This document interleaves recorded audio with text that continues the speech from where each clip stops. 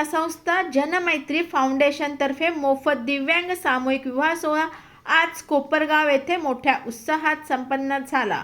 दिव्यांग सामूहिक विवाह सोहळ्यात 51 जोडपी सहभागी झाले होते। कोपरगाव गावदेवी मैदानात आयोजित करण्यात आलेल्या या विवाह सोहळ्यास आमदार राजेश मोरे, नगरसेवक दीपेश म्हात्रे यांनी सदिच्छा भेट दिली। राजेश मोरे यांनी 1,01,000ची यावेळी मदत केली। कैलासवासी लक्ष्मण कृष्णा पावशे यांच्या संस्थेतर्फे विवाह जोडप्यांना कपडे वाटप करण्यात आले।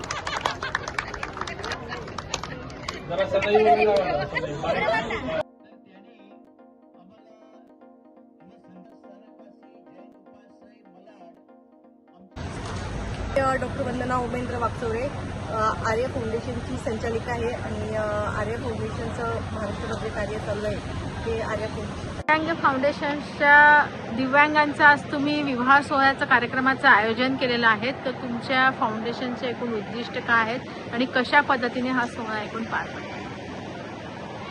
मॅडम, आर्य फाउंडेशन आणि जनमैत्री फाउंडेशनच्या माध्यमातून आजचा हा प्रथम दिव्यांग सामूहिक विवाह सोहळा आम्ही आयोजित केलेला आहे। आर्य फाउंडेशन संपूर्ण महाराष्ट्रामध्ये 4 युनिट्समध्ये काम करते। त्यामधलं प्रथम युनिट आमचं पॅरामेडिकल इन्स्टिट्यूट आहे, अध्ययन पॅरामेडिकल कॉलेज, नवजीवन हॉस्पिटल व व्यसनमुक्ती केंद्र, हिरकणी महिला मंचची ही संपूर्ण टीम आहे। आमची मुंबईची हिरकणी टीम आणि भुसावळची हिरकणी टीम आणि आमचं चौथं आर्य फाउंडेशनचं चौथं युनिट जे आहे ते गुलमोहर दिव्यांग पुनर्वसन केंद्र आहे आणि त्या गुलमोहर दिव्यांग पुनर्वसन केंद्र आणि जनमैत्री फाउंडेशन यांच्या एकत्रित आणि संयुक्त विद्यमानं आजचा हा 51 जोडप्यांचा एक सामूहिक विवाहाचा कार्यक्रम आम्ही घेतलेला आहे। बरं, ह्या व्यतिरिक्त आर्य फाउंडेशनचे अजून कुठले कुठले उपक्रम राबवले जातात? आर्य फाउंडेशनचे नवजीवन हॉस्पिटल व व्यसनमुक्ती केंद्र हे आमचं प्रथम युनिट आहे आणि नवजीवन हॉस्पिटल व व्यसनमुक्ती केंद्राच्या माध्यमातून आजपर्यंत हजारो व्यसनी मित्रांना आम्ही व्यसनांच्या विळख्यातून बाहेर काढण्याचं काम केलेलं आहे आणि आज ते खूप एक चांगलं आणि आनंदी आयुष्य जगत आहे। बरं, ह्या सर्व कार्यक्रमासाठी कोणाकोणाचं सहकार्य आपल्याला लाभलं?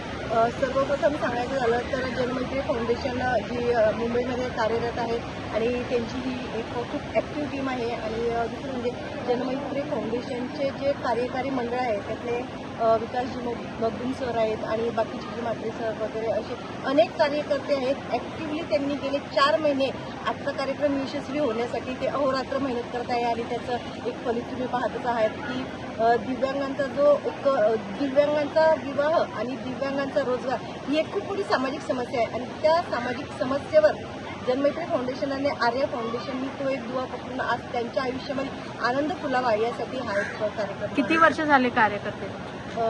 गेले 17 वर्ष आर्य फाउंडेशन महाराष्ट्रामध्ये कार्यरत आहे आणि यशस्वीरित्या 4 युनिटच्या माध्यमातून आर्य फाउंडेशनचं कार्य सुरू आहे आणि मुंबईमध्ये प्रथमच जनमैत्री फाउंडेशनच्या संयुक्त विद्यमाने पुढचं महाराष्ट्रभर आमचं कार्य सुरू आहे। बरं, जनमैत्री फाउंडेशनचा आपण एकूण काय सांगाल आणि आजचा कार्यक्रम आपण कशा पद्धतीने आयोजित केला? एकूण किती जणांनी याचा लाभ घेतला आहे?